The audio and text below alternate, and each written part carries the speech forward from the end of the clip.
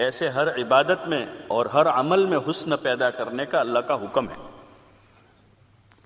لِيَبْلُوَكُمْ أَيُّكُمْ أَحْسَنُ عَمَلًا، کہ ہم تم کو آزماویں کہ تم میں سے اچھا عمل لے کر کون آتا ہے، کہ بہترین کوالٹی کی نماز، اعلیٰ سے اعلیٰ قرات، عمدہ قسم کا صدقہ،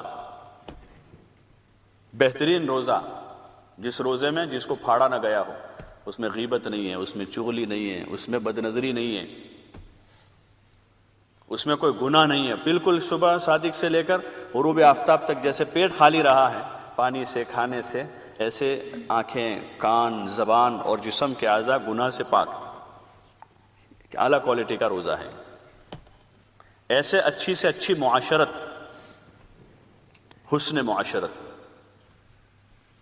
کہ آدمی کی اپنی ذات سے کسی کو تکلیف نہیں ہے، ہاتھ سے نہ زبان سے۔ المسلم من سلم المسلمون من لسانہ و یدہ، اصولی چیز بتائی حضور پاک صلی اللہ علیہ وسلم نے کہ پکا مسلمان وہ ہے، سچا مسلمان وہ ہے کہ جس کی زبان اور اس کے ہاتھ سے دوسرے مسلمان محفوظ رہے۔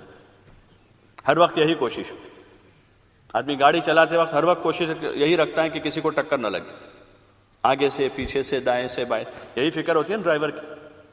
چلاتے ہو اس کی نظر شیشے پر یہاں سے ہے، پیچھے کون ہے، وہ شیشے میں نظر ہے کدھر سے، اس شیشے پر نظر ہے یہاں، اور سامنے سیدھی نظر ہے، چاروں طرف دیکھ رہا ہے، پیچھے، آگے، بائیں، دائیں، سب جگہ دیکھ رہا ہے کہ کسی کو ٹکر نہ لگ جائے۔ ایسے چلتے پھرتے، اٹھتے بیٹھتے، سوتے جاگتے جو ہیں وہ مسلمان کوشش میں رہے گا کہ کسی کو مجھ سے تکلیف نہ پہنچے، میرے زبان کے بول سے اور میرے کسی فعل سے۔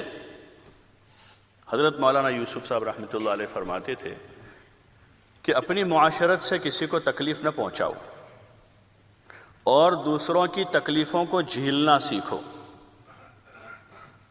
اپنی معاشرت سے کسی کو تکلیف نہ پہنچاؤ اور دوسروں کی تکلیفوں کو جھیلنا سیکھو، ورنہ خود بھی ڈوبو گے، ہزاروں کو لے کر ڈوبو گے۔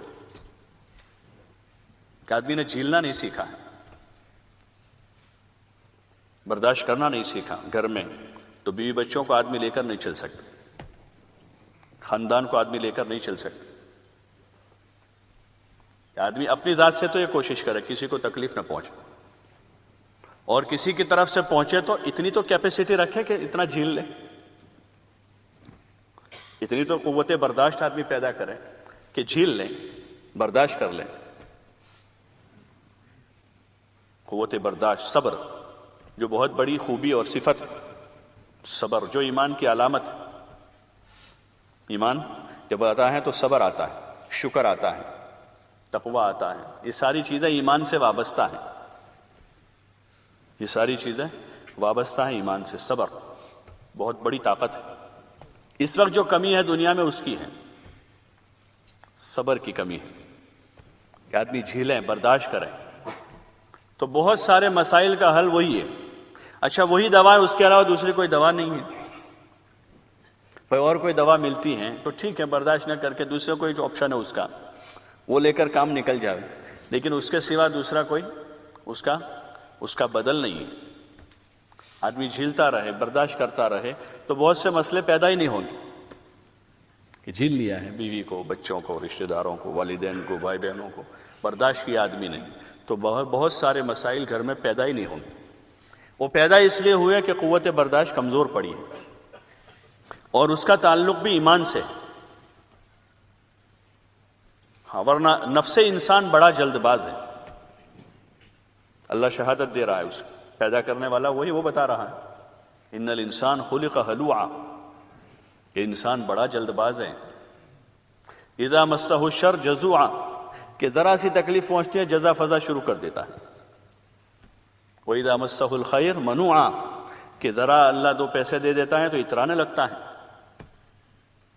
ذرا سی کوئی خیر ملتی ہے تو آدمی اترانے لگتا ہے۔ إِلَّا الْمُصَلِّينَ، کہ ہاں جو پکے نمازی ہوتے ہیں وہ ایسے نہیں کرتے، اور پکا نمازی مومن ہی ہوتا ہے، جو نمازی ہیں وہ ایسا نہیں کرتے، اور وہ ایمان سے وابستہ ہیں، کہ آدمی گھبراتا نہیں ہے اور نعمتوں میں اتراتا نہیں ہے، بیلنس میں رہتا ہے، بیلنس میں زندگی گزارتا ہے۔ اللہ کا حکم دیکھتا رہتا ہے کہ اس وقت حکم کیا ہے. تنگی آئی ہے، تکلیف آئی ہے، کسی کی طرف سے کوئی بیماری آئی ہے، مصیبت آئی ہے، کوئی پرابلم کھڑا ہو گیا ہے، تو حکم کیا ہے؟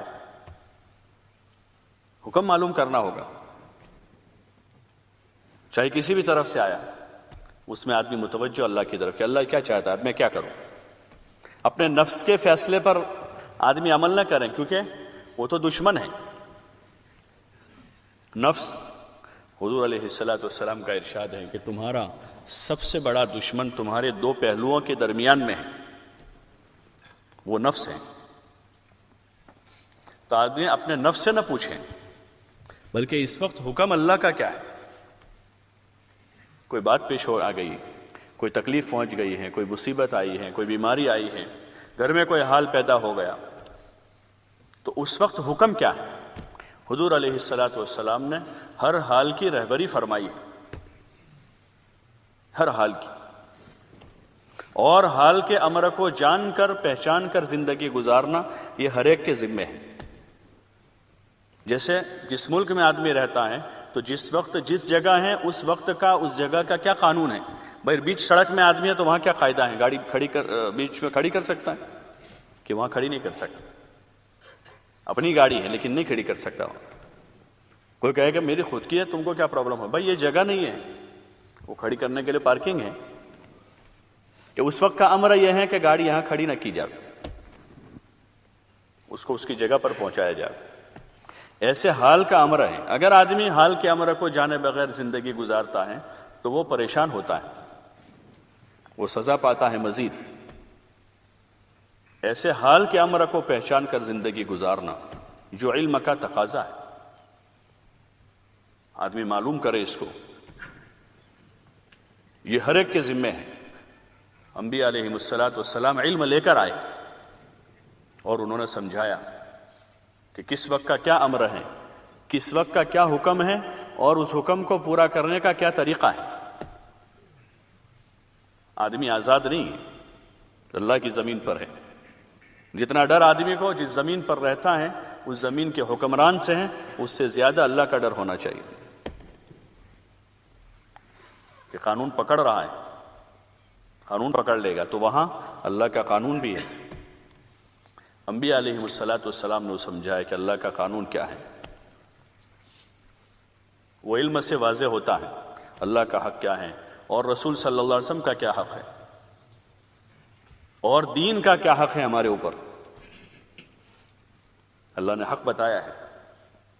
دین کی محنت کا کتنا حق ہے، بیوی کا کتنا ہے، بچوں کا کتنا ہے، والدین کا کتنا ہے، بھائی بہنوں کا کتنا ہے، رشتہ داروں کا کتنا ہے، سب کا بتایا حق.